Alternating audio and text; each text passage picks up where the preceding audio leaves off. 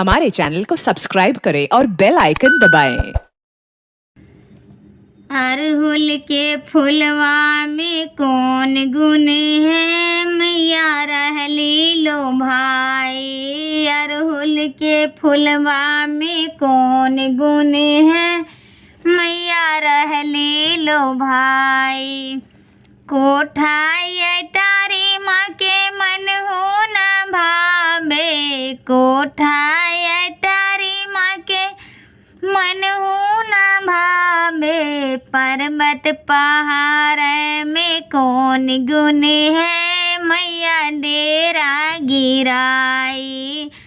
पर्वत पहाड़े में कौन गुण है, मैया डेरा गिराई।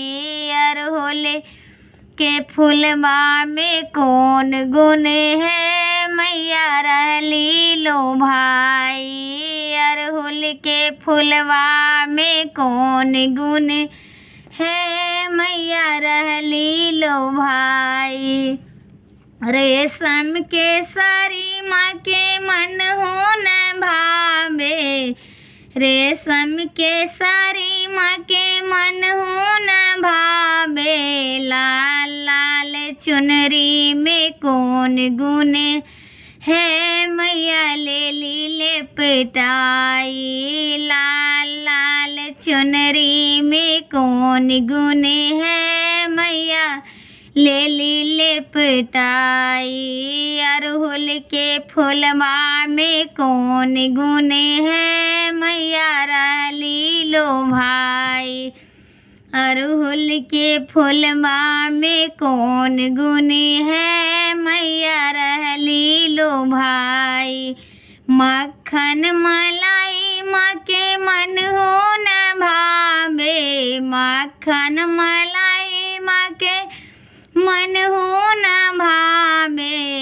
हलवा पूरी में कौन गुण है, मैया भोग लगाई। हलवा पूरी में कौन गुण है, मैया भोग लगाई। अरहुल के फुलवा में कौन गुण है, मैया रहली लो भाई। अरहुल के फुलवा में कौन गुण है, मैया रहली लो भाई।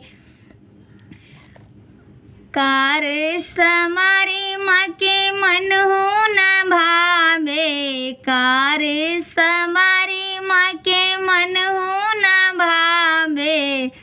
शेर सवारी में कौन गुण है, मैया रहली लो भाई। शेर सवारी में कौन गुण है, मैया रहली लो भाई। अरहुल के फुलवा में कौन गुण है, मैया रहली लो भाई। अरहुल के फुलवा में कौन गुण है, मैया रहली लो भाई।